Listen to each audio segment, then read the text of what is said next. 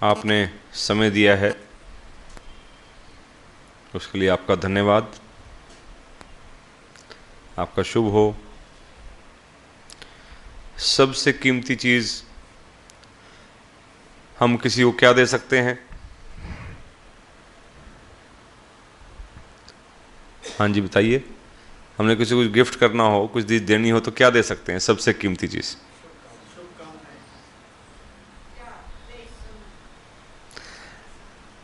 हाँ जी, क्या दे सकते हैं?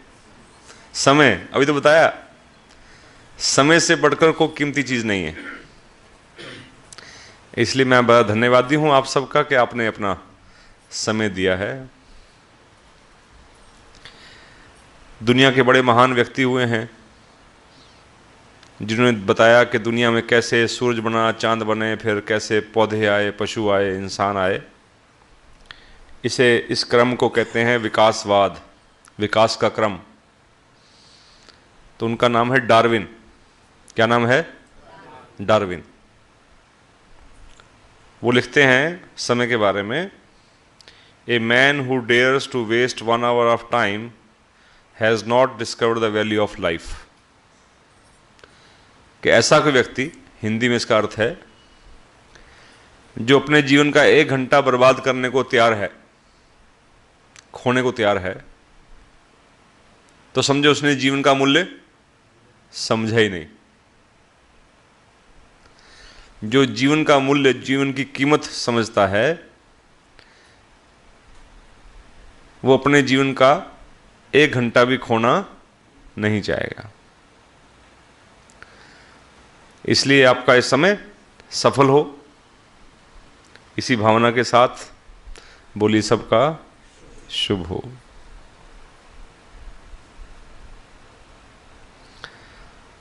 जितना हम सीखते जाएं, जितना हम समझते जाएं, उतना अच्छा। लेकिन उससे अच्छा ज़्यादा क्या है? सुने, अच्छी अच्छी बात सुने, अच्छी बात समझें। हम सुनते बहुत हैं, समझते बहुत कम है। इसलिए कईयों का तो तकिया कलम बन जाता है। एक हमारी माता जी थी, परलोक चली गई, बुजुर्ग, चंडीगढ़ रहती थी। वो पूरा टाइम पूछती रहती थी, वहाँ ऐसे हुआ, वहाँ ऐसे हुआ, उसने ये कहा, वो ये आए। तो फिर पूछती, समझे? तकिया कलाम बन गया था, हर बात का समझे। क्योंकि आदमी को डाउट रहता है कि मैंने कह तो दी बात, सामने वाला समझा या नहीं समझा। तो पूछना पड़ता था, समझे? तो इसका मतलब सुनना ही काफी नहीं, समझना भी। तो हम कई बार सुनते सुनते हैं, समझते नहीं हैं। तो बड़े सौभाग्यवान है जिनको कोई बात समझ में भी आती है। कई बार तो लोग कहते हैं 1 घंटा बैठे रहे, सुनते रहे, नवनीत जी बैठे बोलते रहे, बाद में कहते हैं बड़ा अच्छा टाइम गुजरा।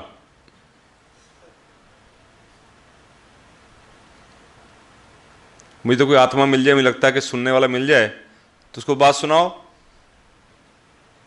अभी मैं यात्रा पे था पिछले 10 दिन से लगातार।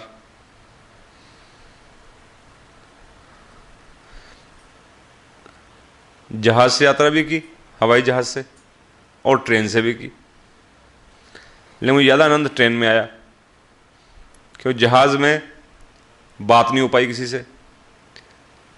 क्योंकि वो 1 घंटे का सफ़र, पहले बैठने में, सेट होने में, फिर अपने अपने लोग अपने कान में फंसा के वो बैठ जाते हैं, टू टू से अपनी कहानी सुनते रहते हैं। कोई अखबार पढ़ता रहता है, मैं किसको टोक दूँ। इतने में फिर वो बताने लग जाते हैं कि इन बातों का ख्याल रखें, सेफ्टी प्रिकॉशंस। और फिर वो खाने की चीज़ आ जाती है कोई, वो खाने पीने में लग जाते हैं, फिर इकट्ठा होने का चक्कर पड़ जाता है, इतने उतरने का टाइम आ जाता है। ट्रेन में ज़्यादा टाइम मिलता है। तो जब मैं बनारस गया हुआ था तो वहाँ से वापसी पे लखनऊ तक ट्रेन में आया, मुझे टकर गया आदमी है, कोई अच्छे पद पे था, वैसे वो इंजीनियर थे, वो additional general manager AGM NTPC company है, national thermal power plant power corporation, उसमें थे वो। मैंने उनका 5 घंटे दिमाग चाटा। वो कह रहे जी आपने मेरी पिछले 20-25 साल की गंदगी साफ कर दी, सोच ही बदल दी आपने सारी। मैं तो हैरान हूं कि ऐसे भी लोग सोचते हैं जिंदगी के बारे में, मुझे यकीन नहीं आ रहा मैं आपसे मिला। खैर उन्होंने, मैं क्या किताबों का सेट पढ़ो, क्या कैसे मिलेंगे, मैं क्या बस चल दी, आज ही चल दी समझो आप मुझे बताओ एड्रेस अपना। मैंने शिवम को भेजा एड्रेस और उन्होंने पोस्ट कर दी सेम डे, उन्होंने 500 दे भी दिए।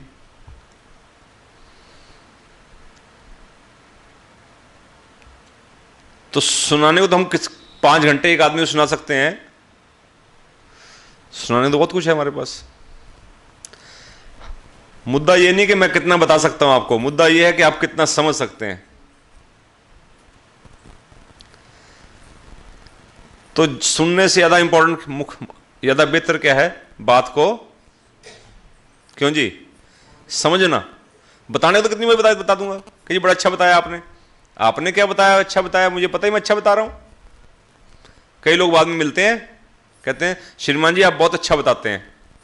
मैं क्या आपको शक था कि मैं ये आपके सर्टिफिकेट की जरूरत है क्या? मुझे मालूम है कि मैं अच्छा बताता हूं, क्यों मैं मन से नहीं बताता, मैं वो बताता हूं जो मेरे गुरु ने मुझे सिखाया है, और जो गुरु ने मुझे सिखाया वो मुझे अच्छा ही सिखाया भाई, तभी तो मैं सीखा है। कोई कोई होता है जो कहता है जी मुझे बहुत अच्छे से समझ में आया है,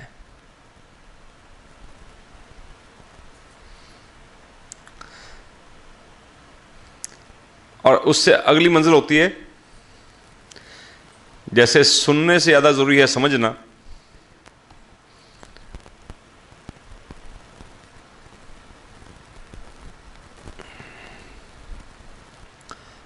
राजेंद्र जी कहां चले गए?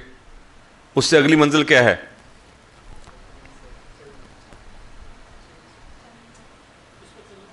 उसको अमल करना। समझ तो आगे बात है, चलते नहीं हम, मुसीबत तो ये सारी।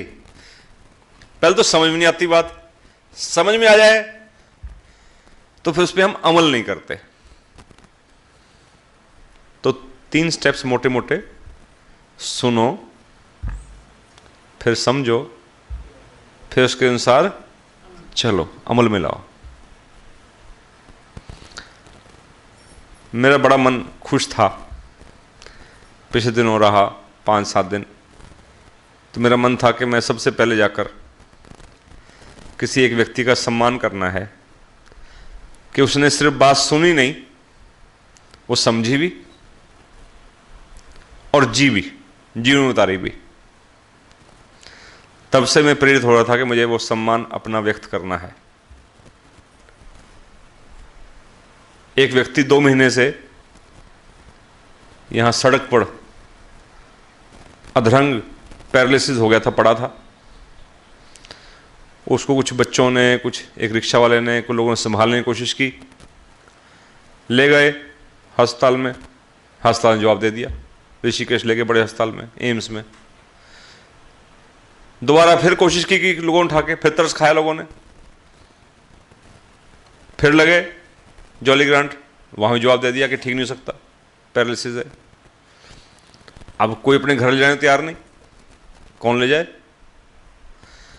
आखिर जहां से उठाते उसको वहीं रख देते थे, मुद्दा सड़क का किनारा। आखिर फिर बच्चों को दिखा किसी को। मैं तो सोचता हूं जैसे नेचर परीक्षा लेती रहती लोगों के, तुम दिखता भी है तुम्हें।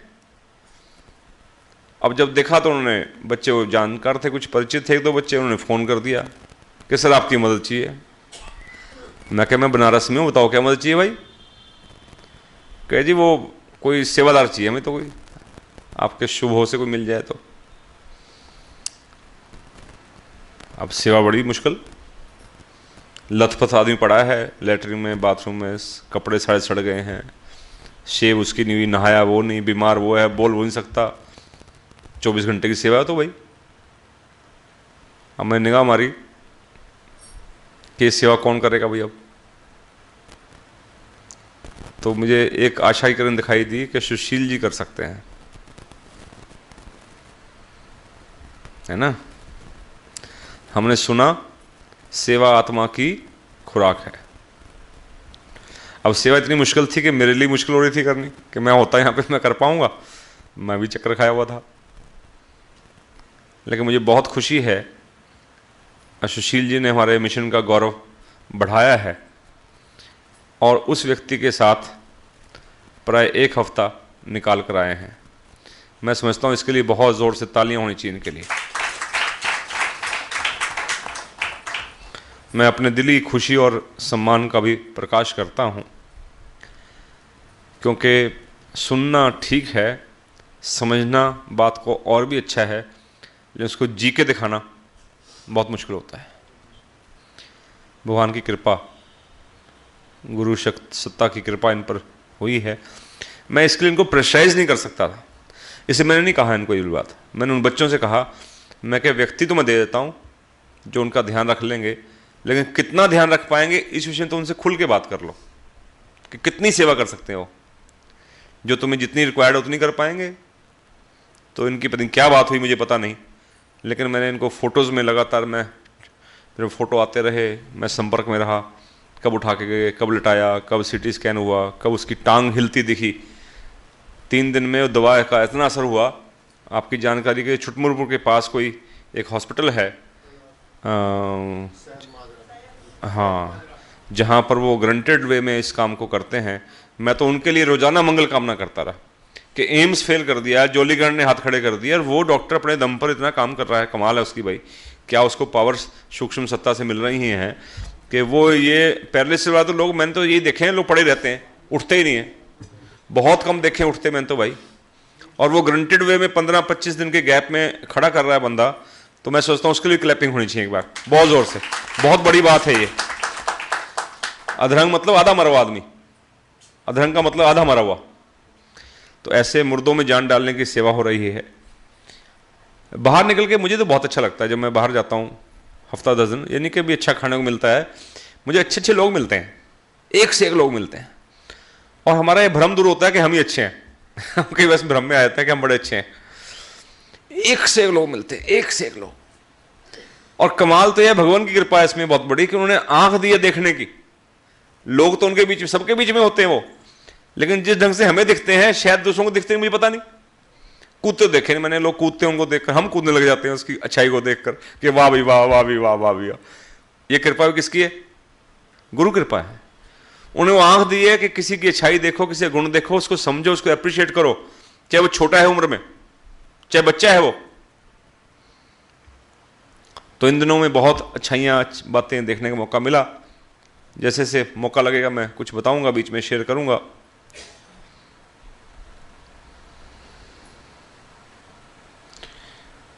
मैं पढ़ रहा था, आपके समक्ष अंक रखा है, कहीं से पढ़ो कोई फर्क नहीं पड़ता, बात तो सारी किसकी है? समझने की है ना? समझो ना अगर, तो फिर अच्छी बातें दीवारों में बहुत लिखी पड़ी हैं। अब स्कूल में जाइए, अच्छे स्कूलों में हर एक क्लास के बाद अच्छी अच्छी बातें लिखी होती हैं, पूरे बरामदे भरे होते हैं। लेकिन कितने बच्चे पढ़ते हैं, कितना समझते हैं? तो बात सारी समझने की है और समझ के उसको जीने की है। जीवन में यदि हमें अच्छा बनना है, पहली बात तो ये सोचनी पड़ेगी कि हमें अच्छा बनना नहीं बनना भाई। क्यों जी अच्छा बनना है सभी को? हाथ खड़ा करोगे किसको अच्छा बनना? मुझे तो अच्छा बनना भाई, है ना? माता जी ने 2 हाथ खड़े कर दिए, बहन जी बैठी हैं कि दोनों हाथ खड़े हैं, अच्छा बनना है। तो क्या करना पड़ेगा? बहुत बड़ा ज्ञान नहीं है इसके अंदर, आसान है। यदि जीवन में अच्छा बनना है तो हमें अच्छा बनने, मुश्किल पता क्या है? हमने मान लिया है, मानना नहीं है। हम मान के चलते रहते हैं सारे काम। हम बाहर से निकलते हैं, लिखा देवाश्रम, हम मान लेते हैं कि यहां पूजा पाठ होती होगी, कीर्तन होता होगा, देवाश्रम लिखा तो ये मान लिया हमने। मानो मत, जानो, पूछो कि क्या होता है यहां पर। हमने मान लिया कि बाबूजी बैठे हैं कमीज पैंट वाले, ये बोलने का यहां से पैसा लेते होंगे। ये क्या कर लिया हमने? मान लिया। मानो नहीं, जानो इस बात को, पता करो, पूछो, मेरे से पूछो और उनसे पूछो क्या होता है। ये बोलने के बाद कितने पैसे लेके जाते हैं या देके जाते हैं? जानो उसको। हम जिंदगी मानने में गुजार देते हैं। उसे पूछो ये क्या होता है ऐसा काम करने से? कहीं ऐसा मानते हैं। मानो नहीं भाई, जानो। जो मान रखा है उसको जानो, वो सही है या गलत है। और जो जाना हुआ है उसको मानो। हम क्या करते हैं, जाना हुआ तो है, पता तो है सही है, लेकिन मानते नहीं। हमने जान लिया कि सच्चाई अच्छी चीज है, हमने जान लिया कि ईमानदारी अच्छी चीज है, लेकिन मानते नहीं। उसको नहीं मानेंगे। तो जाने हुए को मान लो और माने हुए को जान लो। जीवन में यदि अच्छा बनना है तो हमें अच्छा बनने और अच्छा होने के लिए प्रयास करना चाहिए। जो कुछ बनना है उसके लिए क्या करना पड़ेगा, एफर्ट, प्रयास।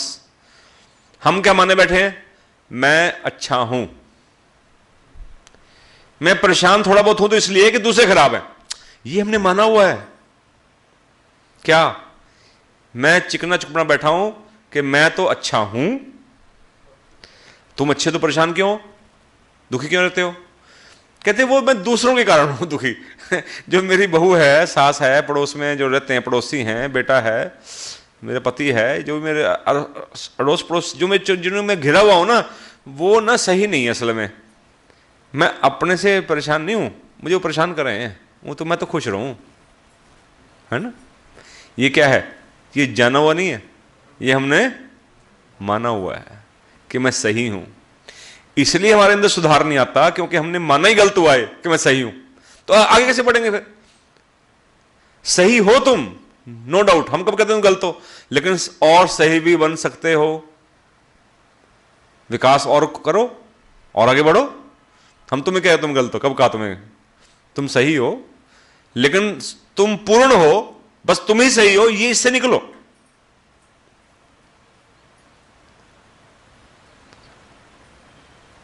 अपनी अकल और अपनी समझ के अनुसार हर व्यक्ति सही है। हालात ऐसे बन जाते हैं वो गलत हो जाता है बेचारा, क्या करे बता।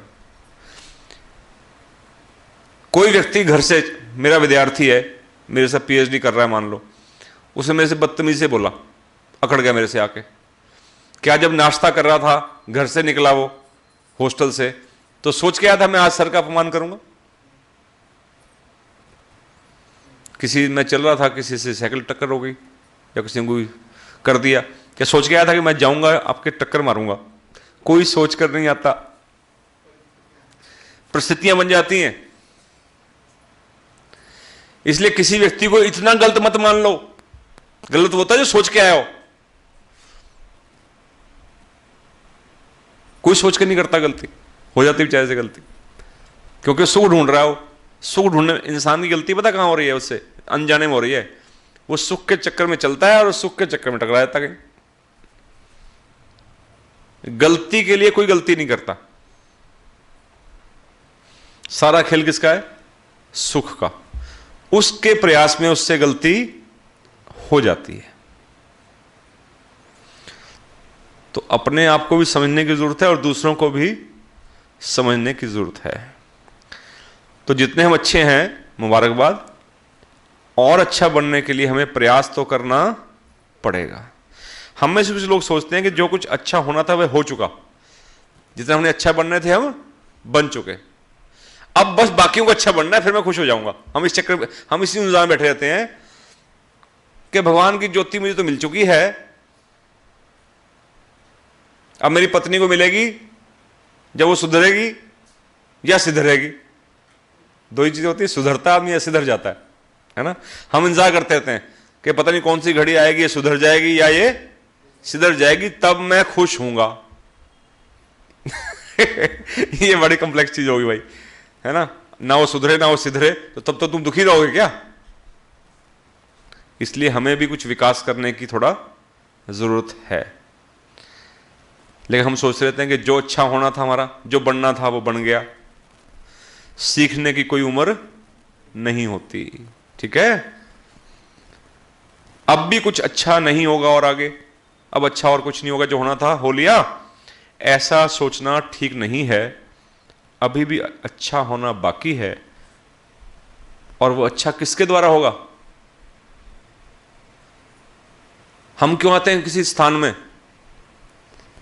कि चलो चलना माता जी, चलूंगी, कहां? मंदिर में, सत्संग में।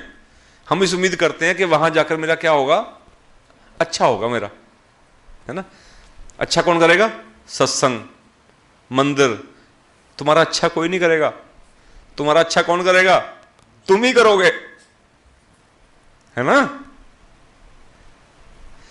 नहीं तो तुम खाते में डाल जाओगे। 4 बार आए को तुम्हारा अच्छा नहीं हुआ, तुम कहोगे हम तो गए थे देवाश्रम में, नवनीत जी बाबूजी की बात सुनते रहे, हमारा अच्छा हुआ नहीं। इसलिए पहले दिन ही हाथ खड़े हैं कि यहां से अच्छा नहीं होगा। अच्छा तो तुम्हारे भीतर से होगा, और तुम्हें खुद ही करना होगा। किसका अच्छा? अपना। नहीं हो पाया तो तुमसे नहीं हो पाया। हमने कब कहा था कि हम तुम्हारा अच्छा करेंगे? क्यों रविंदर जी, समझ में आई बात? हमने कोई गारंटी नहीं तुम्हारा अच्छा करने की। इसलिए अब भी अच्छा होना बाकी है, और वह अच्छा किससे होगा? तुम्हारे द्वारा ही होगा। तुम्हारा अच्छा तुम्हारे द्वारा ही होगा। तुम जरा कोशिश तो करो अपनी सोच को थोड़ा सा तो बेहतर बनाओ। कोशिश करने से क्या नहीं होगा। मुनि तरुण सागर जी का बयान है, कुछ मैंने इसको और जोड़ लिया अपनी तरफ से, मिक्स करके आपके पास आ गया। मुनि जी का भी शुभ हो। साइलेंस, साइलेंस मतलब मौन, शांत। और स्माइल, मुस्कुराहट। बड़े सौभाग्यवान जिनके चेहरे पे मुस्कुराहट बनी रहती है। कई तो बेचारे फोटो के टाइम भी कहना पड़ता है मुस्कुरा लो भाई, फोटो खींचने टाइम भी नहीं मुस्कुराते, कहना पड़ता है हंस ले भी, थोड़ा दांत निकाल ले अपने, थोड़ा फोटो अच्छी नहीं आने की। कई लोग कहते भी हैं कि मेरी फोटो नहीं अच्छी आती, फूटू बोलते हैं, फूटू, फोटो को बोलते हैं फूटू, मेरी फोटो अच्छी नहीं आती। और फोटो उनकी अच्छी नहीं आती जो मुस्कुराते नहीं। जो मुस्कुराते हैं उनकी फोटो ठीक आती है। वो फोटोग्राफर कहना पड़ता है जो भी खींच रहा हो, भाई मुस्कुरा लो भाई थोड़ा सा, है ना। तो मुस्कुराने से अगर फोटो अच्छी आ सकती है, ऐसे करने से तो अगर हम ऐसे रहें जीवन में, तो हमारा जीवन भी सुंदर बन सकता है। फोटो सुंदर बनती है ना मुस्कुराने से। अगर मुस्कुराहट हमारे अंदर सहज रूप से आ जाए, स्वाभाविक रूप से आ जाए, तो हमारा जीवन कैसा बन जाएगा? सुंदर बन जाएगा। 2 ही काम मुश्किल हुए खड़े इंसान को, पहाड़ बने बैठे हैं। एक मौन रहना, चुप ही नहीं करता, बड़ बड़ बड़ बड़ किया जाएगा, मौन रहना। और दूसरा, जो काम करो उल्टा करेगा। मुस्कुराहट के लिए कोई मुस्कुराएगा नहीं, मौन रहने को मौन नहीं रहेगा, फिर दुखी बहुत हूं। जब 2 काम कर ले शांत रहकर और मुस्कुरा के रहकर। स्माइल करने से, मुस्कुराने से बहुत सी मौजूदा प्रॉब्लम हल हो जाती हैं। जो प्रॉब्लम्स होती ना, आपने किसी को डांट दिया, किसी को मार दिया, बच्चे को, वो रो रहा है, दुखी है, परेशान है, आपके प्रति नफरत में भरा हुआ है, उसने आपके अंदर एंटर हुआ, विद्यार्थी है, अब डांट के भगा दिया, get out from my room, this that that. अब वो बेचारा परेशान है, क्या हो गया सर को आज। लेकिन वो शाम को फिर ठिठकता हुआ आया, तो आपने उसको जब एंटर किया तो आपने मुस्कुरा दिया। तो कुछ रहना कहना बाकी है कि माफ हो गया या बात खत्म हो गई? एक मुस्कुराहट में सब कुछ समाहित है। कितनी प्रॉब्लम हल हो गई। अगर आप गंभीर मुंह से जाके बैठे रहेंगे तो सोचेगा क्या, अभी अभी पता नहीं क्या हो जाए, क्या बात आएगी अभी। तो एक स्माइल 100 प्रॉब्लम सॉल्व। जो वर्तमान में समस्याएं, उनका हल क्या है? मुस्कुराना। अपने समधी से, किसी पक्ष से नाराज हैं, झगड़ा है, वो है, वो है, आप मिले, आप मुस्कुरा दिए, तो वो समझेगा क्या कि कोई शिकायत नहीं है इनको हमारे से, है ना। एक स्माइल से कितनी समस्याएं हल हो गई।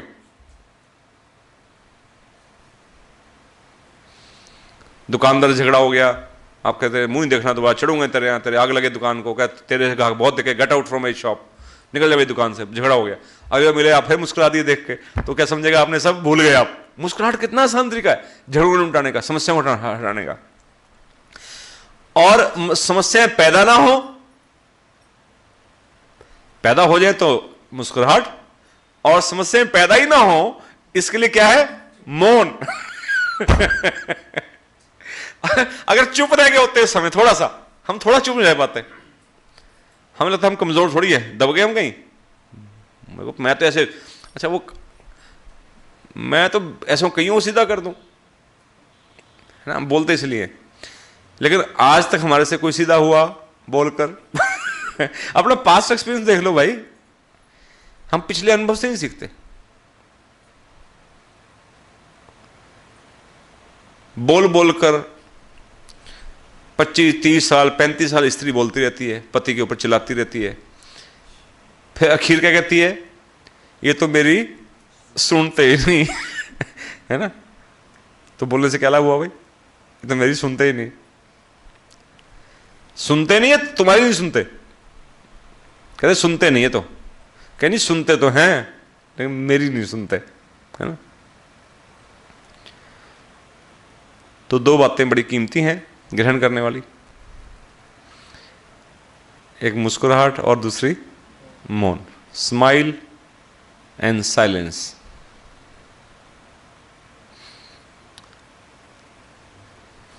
लोग कहते हैं, हमारी पत्रिका निकलती है कि हमें समझ नहीं आता इसमें क्या है। मैं तो अभी आधा पेज में ही एक साधन पूरा हो गया है, अब तुम्हें समझ नहीं आता तो मैं क्या करूं? मैटर तो इतना है, मैं सिर्फ 3 लाइनें पढ़ी हैं इसमें भी, उसमें बहुत स्कोप है बताने का, बहुत स्कोप है, ये तो बहुत सीमित बताया है। बात तो सारी समझने की है और समझ के उसको जीने की है। इसीलिए एक अध्यापक की जरूरत पड़ती है। अगर अध्यापक की जरूरत ना होती तो फिर टीचर्स को सब जगह निकाल दिया जाता और सब बच्चों को लाइब्रेरी में धकेल दिया जाता कि पढ़ के निकल आओ भाई जाके, है ना। तो लाइब्रेरी का भी महत्व है, ग्रंथों का भी महत्व है, नो डाउट, लेकिन टीचर का रोल इग्नोर नहीं किया जा सकता। इसलिए हमें कोई अच्छी बात सिखाने वाला मिल जाए तो हमें उसका दिल से लाभ उठाना चाहिए, सम्मान भी करना चाहिए, क्योंकि उससे हम फिर बहुत अच्छे से सीख सकते हैं।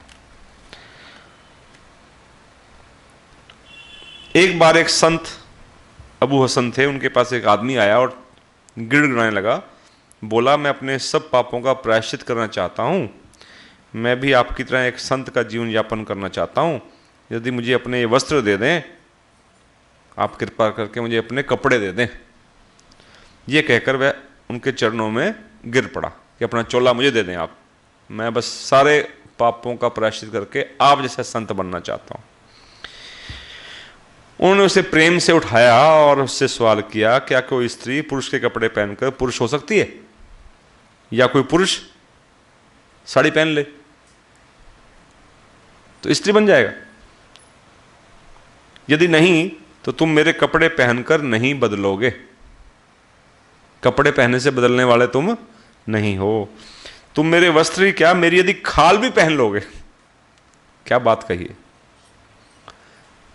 वो कहते हैं कि वस्त्र तो बहुत दूर की बात है, यदि तुम मेरी खाल उतार के ही पहन लोगे तब भी तुम वही रहोगे जो तुम हो। बदलना खाल को और कपड़ों को नहीं है, बदलना तो आत्मा को है, मन बदलना है अपना। तुम्हें बदलना ही है तो अपना दिल को बदलो। फकीरी के लिए दिल बदलना पड़ता है, कपड़े नहीं। कैसी लगी बात? बहुत अच्छी लगी ना? बोलो अबू हसन जी का भी शुभ हो। एक अच्छी आदमी अब कितनी अच्छी बात कह जाता है, पता नहीं उसकी क्या मान्यताएं रही होंगी, क्या करा होगा जिंदगी में, लेकिन बात तो बहुत बढ़िया कर गया भाई, कुछ तो था। थोड़ी देर में हमने बहुत कुछ सीख लिया है, जान लिया है, समझा कितना है मुझे मालूम नहीं, कितना जी पाएंगे वो भी नहीं मालूम, लेकिन अधिकारी जी की बात मुझे भूलती नहीं, मुझे बात तो किसी की नहीं भूलती, यही तो खासियत है, एक कृपा है भगवान की। मुझे घटनाएं नहीं भूलती, बातें नहीं भूलती। कौन सी? काम वाली, बेकार वाली? काम वाली। सारे डाटा भूल जाते हैं। मैं जिस संस्था में नौकरी करता हूं 20 साल हो गए, सैकड़ों बार पढ़ लिया कि इसकी कितनी जगह है, कितने एकड़। मेरे से लोगों ने पूछा कि आपका IIT रुड़की कितनी एकड़ में है, मैं कहा जी मुझे ठीक से याद नहीं, भूल जाता हूं। ऐसी चीजें सारी भूल जाती हैं। मेरे से पूछ ले कोई, श्रीमान जी आपकी वो बेसिक पे कितनी है, मुझे देख के तो नहीं पड़ती है कितनी, भरनी पड़ती है कहीं पर। पैन नंबर याद नहीं, अकाउंट नंबर याद नहीं, ऐसी सारी चीजें याद नहीं, वो कहीं लिखनी पड़ती हैं वहां से देख के। और 20 साल पहले, 25 साल पहले भगत पूर्ण सिंह जी मिले थे, उनके चेहरे पे कैसा नूर था वो याद है मुझे। 35 साल पहले मेरे अध्यापक ने मुझे क्या बात बताई थी काम की, उनका कैसा जीवन था ये अलर्ट है बिल्कुल। जो चीज भावों से जुड़ी हुई है, जीवन से जुड़ी हुई, असल में चक्कर क्या है, मेमोरीज तो लिमिटेड है ना। इसमें या तो कबाड़ भर लो दुनिया भर का, मुझे यही भूल जाता है किसने क्या खिलाया और किसने क्या पहना था। लोग 15-15, 20-20 साल तक याद रखते हैं कि जब हम मुलाकात हुई थी तो हरे रंग की साड़ी पहन रखी थी और आलू के परोंठे बनाकर बस मक्खन मक्खन नहीं दिया था, वही फोक्का ही खिला दिया था तब का याद रखे बैठे भाई। मैं तो परसों खाया भूल जाता हूं कि क्या मेनू था। हाँ, मुझे ये जरूर याद रहता है कि किसी ने जो खाना बनाया था वो गुनगुना के बनाया था कि भुन भुना के बनाया था, ये तो याद रहता है। मैं IIT दिल्ली में था अभी, जैसे हमारा IIT है रुड़की में, दिल्ली में भी है, तो वहाँ खाने की क्वालिटी और व्यवस्था बहुत ही बेहतरीन थी। हम तो अपनी बहुत अच्छी समझ रहे थे, लेकिन मुझे वहाँ इससे भी अच्छी लगी, वाकई में स्टैंडर्ड था। और उनका व्यवहार बड़ा कमाल का था, सबका ही, गेट से लेकर अंदर तक, रिसेप्शन से लेके सब लोग ऐसे थे जैसे कोई पता नहीं कौन भगवान आ गया कोई। सामान पकड़ने से लेकर इतनी अलर्टनेस, इतना ध्यान रखना हर चीज़ की, नीट क्लीन, हर चीज़ फर्स्ट क्लास। और जो ठहरने का कमरा था दिया, वो उसका साइज कितना हो सकता है कमरे का ठहरने का साइज गेस्ट हाउस में? हमारा कमरे घर में साइज कितना होता है? 10 बाई 10 फुट का अच्छा कमरा, 12-16 का, ठीक है, या 12-14 का। वो कमरा कितना था सोच सकते हैं आप? 16 बाई 28 फीट, 16 फुट 28 फीट, ठीक है। तो मैंने बच्चों से पूछा ही, बल्कि शाम को मेरा लेक्चर था, 3 घंटे लेक्चर चला बच्चों में, नो रिसर्च स्कॉलर थे MBA के। तो मैंने कहा कि देखो कुछ तो बच्चों को बात बतानी थी, कहीं शुरू करनी थी। मैं बच्चों अपनी ज़िंदगी में जब तक हम स्वयं को नहीं समझेंगे दुनिया का क्या मैनेजमेंट सीखेंगे? MBA क्या करोगे भाई तुम करके? पहले तो अपनी आवश्यकताओं को समझो कि हमारी आवश्यकता काहे की है। ये शारीरिक ज़रूरत है या मेरी मानसिक ज़रूरत है? मैं जिस कमरे में जो ठहराया गया है, मेरे शरीर को कितनी जगह चाहिए थी? 6 फुट बाई 3 फुट एक बेड, चलने के लिए, रास्ते चप्पल उतारने के लिए, हिलने जुलने के लिए, बात करने खड़े होकर इसे 3 फुट और लगा लो, 6 बाई 6 में काम चल सकता था। चलो मेज कुर्सी लगानी है पढ़ने लिखने के लिए तो 4 फुट और लगा लो, 10 बाई 6 बस मैक्सिमम। इसमें मेरी शरीर आवश्यकताएं और एक्टिविटी सब पूरी हो सकती हैं। तो ये 10 बाई 6 का करके उन्होंने बना दिया, 60 फुट स्क्वायर फुट एरिया में काम चल सकता था, और बना दिया 28 गुणा 16, कितने हो गए? लगभग ऊपर चला गया उससे भी, है ना, 450 फुट के आसपास। और चाहिए था मुझे 60 फुट। 7-8 गुना मेरे शरीर की जरूरत है या मेरी मानसिक जरूरत है? कि मैं जिस अहम को लेके आया हूं कि मैं बहुत बड़ा प्रोफेसर हूं, उस अहम की पूर्ति के लिए दिया गया लो लग्जरी इतनी बड़ी। तो हमारी आवश्यकताएं मानसिक हैं, शरीर की आवश्यकताएं बहुत कम है। हम ज्यादा चीजें हमारे दिमाग की खुराक है सारी।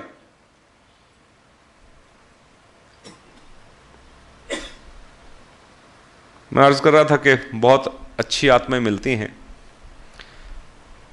जब मैं लेक्चर ले रहा था तो एक बहुत सात्विक चेहरे की बिटिया बैठी थी वहां पर, MBA में पढ़ रही थी। तो मैंने कहा, मेरे को लोग पूछते रहते हैं क्या जॉब कर रहे हैं, कैसे तैयारी कर रहे हैं, और ऐसी तैयारी पूछते हैं कि मुझे पता नहीं होता कई बार।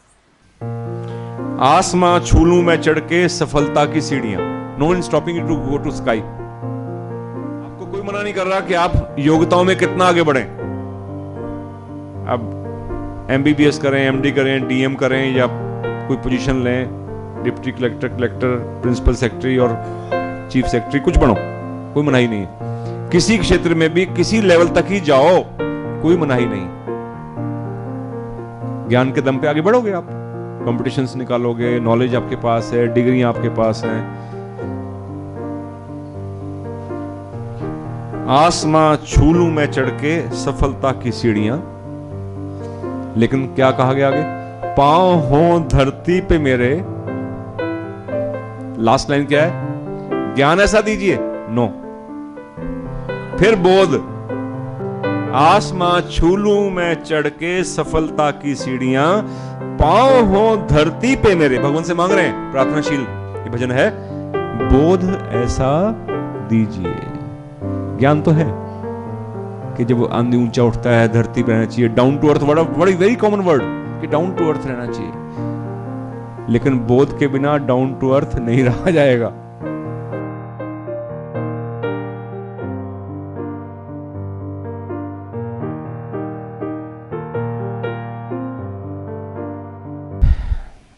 हंसना भी जरूरी है, लेकिन रोना इस बात पर आता है कि संसार में अभी विकास की एक कड़ी शेष है।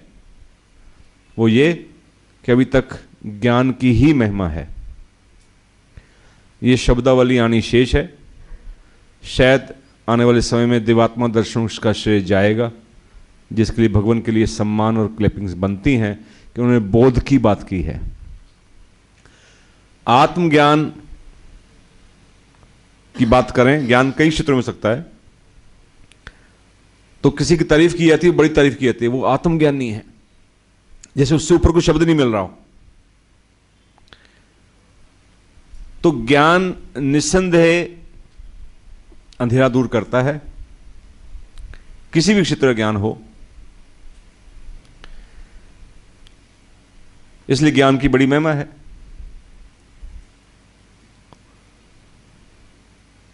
दुनिया में इंफॉर्मेशन बहुत है, जानकारियां बहुत हैं, लेकिन जब इंटरव्यूज होते हैं, कंपटीशंस होते हैं, नीट का एग्जाम हो, चाहे जेई का एग्जाम हो, चाहे कोई भी दुनिया का मैट, कैट, कई एग्जाम है पूरे विश्व में अलग अलग, उसमें उसकी नॉलेज टेस्ट की जाती है।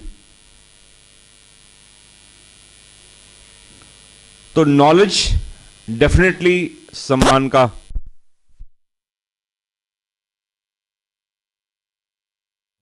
लेकिन नॉलेज खाली अगर बोध के साथ नहीं होगी तो ऐसे ही अंधेरा लाएगी जैसे भी अंधेरा हुआ था। ये अंधेरा एग्जाम्पल ही था उसका, कि ज्ञान के बावजूद भी अगर बोध साथ में नहीं है तो क्या हो जाएगा? ज्ञान होते हुए भी क्या हो जाएगा? अभी एग्जाम्पल आपके सामने आया था ना, पूरा अंधकार हो गया था। पाप का ज्ञान है दुनिया में। देखिए आप, छोटे बच्चे को भी पता होता है कि नहीं, चींटी को नहीं मारना क्या है? पाप है, पता है ना। अब जैसा सोसाइटी बच्चा सीख जाता है। जूठा नहीं छोड़ना क्या है?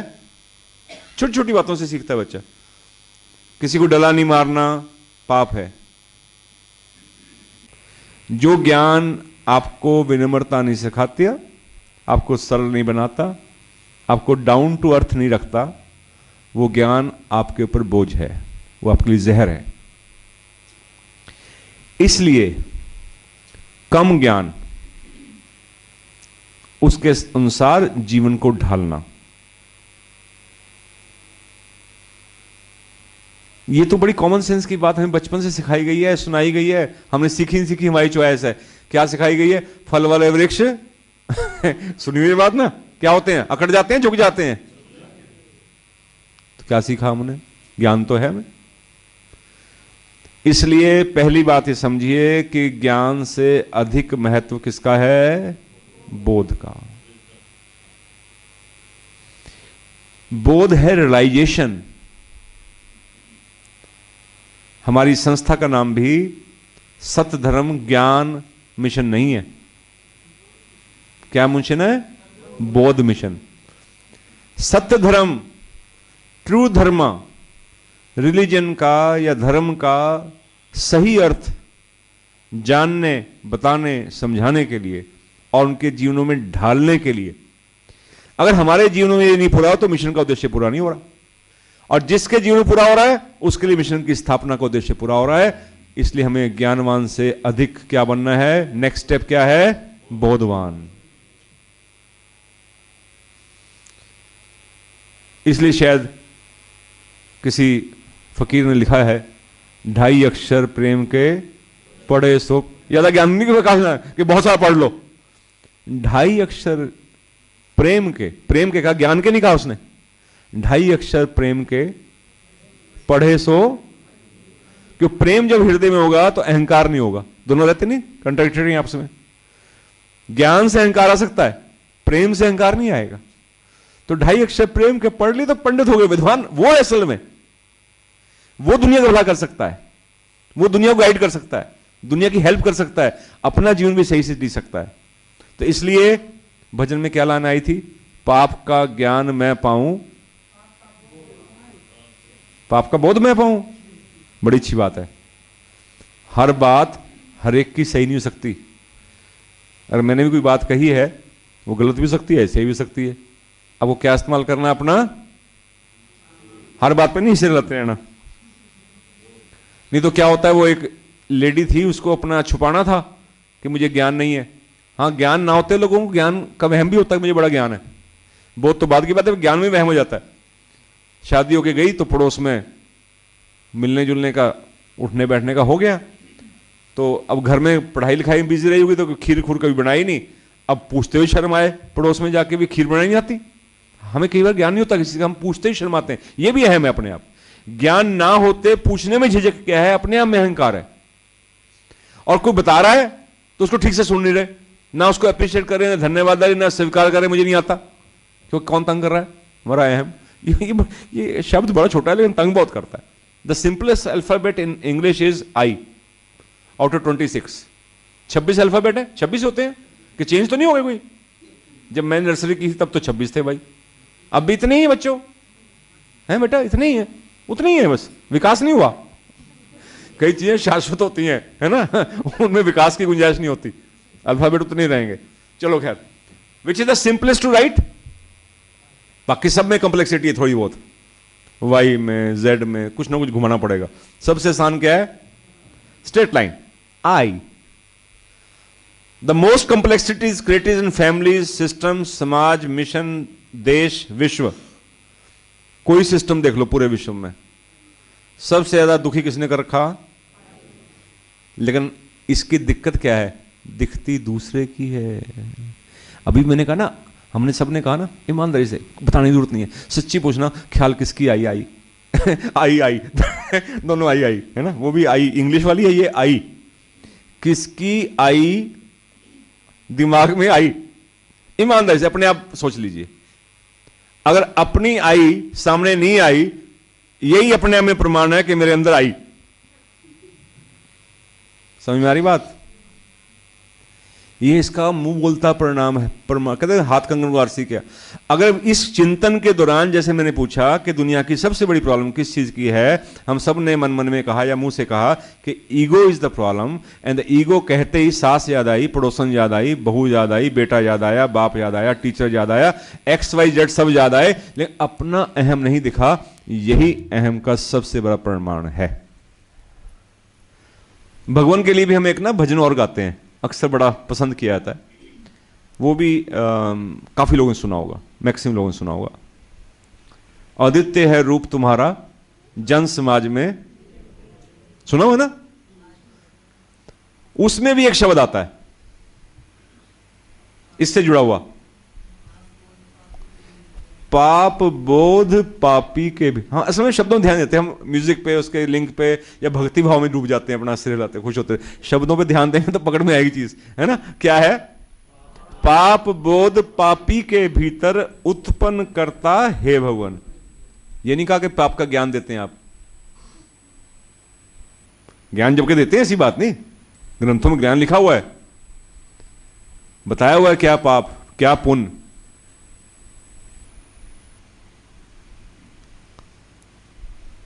क्योंकि पाप के ज्ञान से हृदय की शुद्धि नहीं होती, पाप के बोध से होती है। जैसे cigarette is injurious to health, इस ज्ञान से सिगरेट पीना बंद नहीं होता। For that you need realisation, you should realise it, it is harmful, only then you can leave it. I cannot explain why cigarette is harmful, but I don't take it because I am in the realization कि no, it is not good. दूसरों के अनुभव से देखकर common sense कुछ अंदाजा है कि ये ऐसे ऐसे ना, किसी ने एक एग्जांपल दे दिया कि भाई देखो वो सिगरेट का धुआं लो, फिर उसको जो धुआं है उसका उसमें से निकालो रुमाल में, वहाँ से पीला हो जाएगा, थोड़ा पतला छलनी सा हो जाएगा, ऐसे आपके ये फेफड़ों को भी कर देगा। बड़ी रूड सा एग्जाम्पल है, रफ सा एग्जाम्पल, लेकिन समझ में आता है कि निकोटीन जो है फेफड़ों में इकट्ठा हो जाता है। कोई वीडियो छोटी मोटी देख ली कि उसको निचोड़ोगे तो काला काला निकलेगा, ऐसे कुछ ऐसी दो चार बातें से ही हम को समझ में आ गया ये काम नहीं करने वाला भाई, है ना। डॉक्टर को तो बहुत ज्ञान है, बोध का भाव है। जिस पक्ष में भी बोध का भाव है तो देवात्मा के प्रति हम सम्मान व्यक्त करते हुए भजन गाते हैं तो हम क्या कहते हैं, पाप बोध पापी के भीतर उत्पन्न करता है भगवान, पाप मला से उसके मन को निर्मल करता है भगवान। रीजन है, आशीर्वाद से नहीं करते चल अभी जा तेरा पाप दूर हुआ, ऐसा नहीं है, नियम पूरा होता है। वो जिस हृदय में पाप का बोध पैदा कर पाते हैं अपनी ज्योति में, अपने बल से, अपनी शिक्षा से, अपने प्रभावों से, उसका हृदय की मैल धुलती है। किससे? पाप के ज्ञान से, पाप के बोध से, बोध से। तो भाई ध्यान रखने वाली बात है, ज्ञान बढ़ाओ,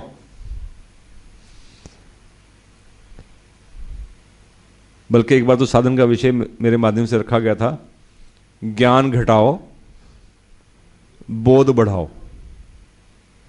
क्योंकि ज्ञान अगर नुकसान कर रहा है, कई लोग सीधे मुंह बात नहीं करते।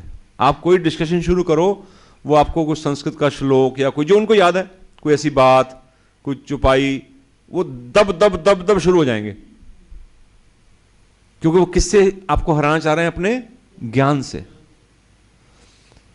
और आपको उनके परिवार में, घर में खुद मान जाएंगे कि मेरा सम्मान नहीं है, इज्जत नहीं है।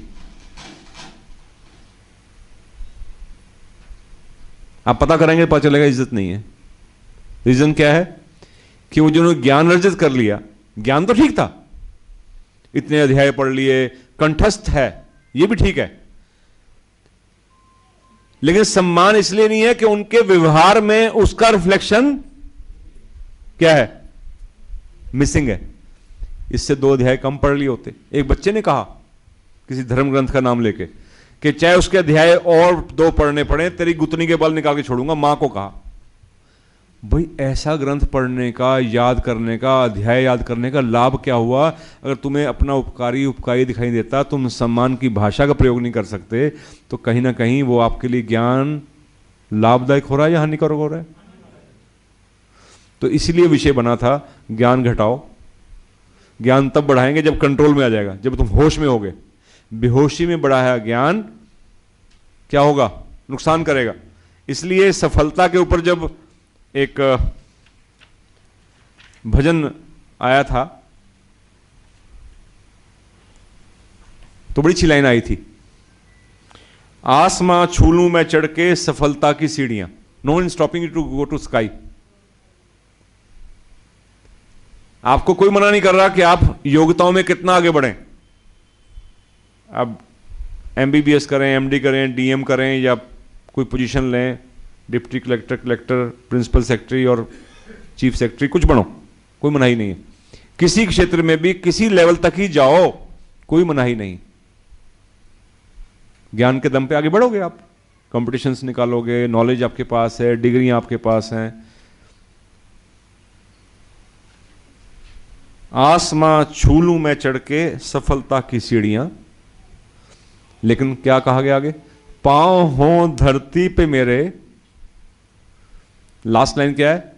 ज्ञान ऐसा दीजिए, नो।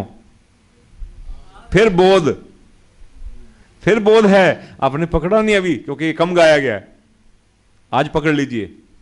आसमां छू लूं मैं चढ़ के सफलता की सीढ़ियां, पांव हो धरती पे मेरे, भगवान से मांग रहे हैं, प्रार्थनाशील ये भजन है। बोध ऐसा दीजिए। ज्ञान तो है कि जब आंधी ऊंचा उठता है धरती पे रहना चाहिए, डाउन टू अर्थ, बड़ी वेरी कॉमन वर्ड कि डाउन टू अर्थ रहना चाहिए, लेकिन बोध के बिना डाउन टू अर्थ नहीं रहा जाएगा। और कई बार खुशफहमी हो जाती है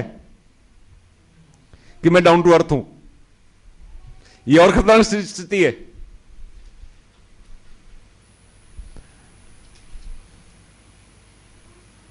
अहम के ऊपर काम करते हुए कईयों को इस बात का अहम हो जाता है कि मैं अहम पे काम करता हूं। कितना खतरा देखिए। इसलिए कहते हैं ना,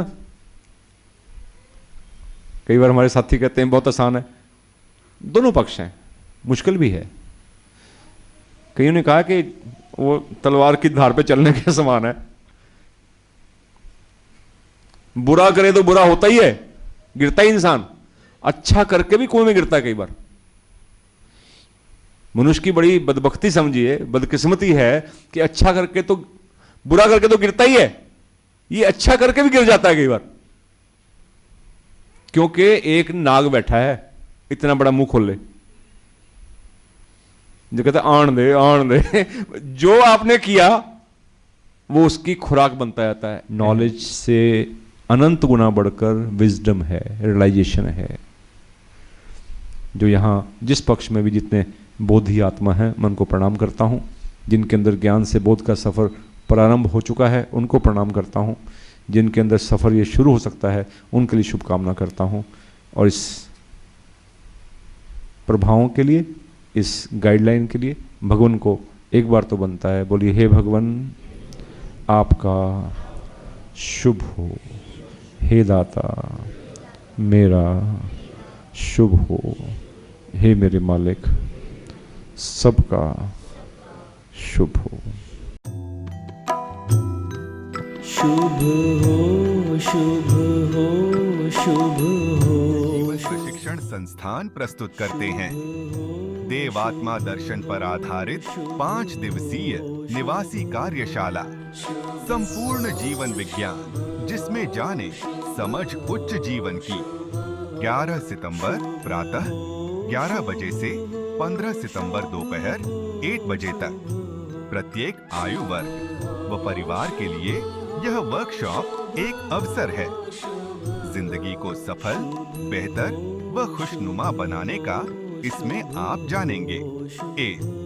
संबंधों को मधुर कैसे बनाएं। 2. सहज, सफल व आनंदमय जीवन कैसे जिएं। 3.